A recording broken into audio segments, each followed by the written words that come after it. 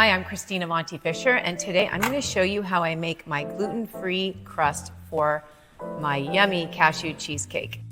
You want to just put some cooking spray at the bottom of your pan.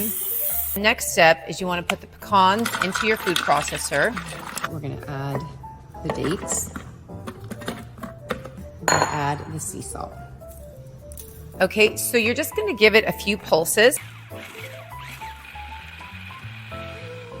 So I think it's important. I'm just going to add a teaspoon at a time of water. I'm going to do like 3 teaspoons. You don't want to go crazy. Okay, 4 teaspoons.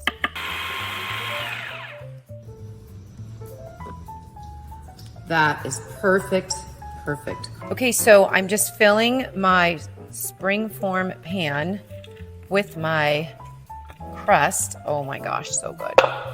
And now I'm just gonna press it all down. I like using my hands. This works the best for me.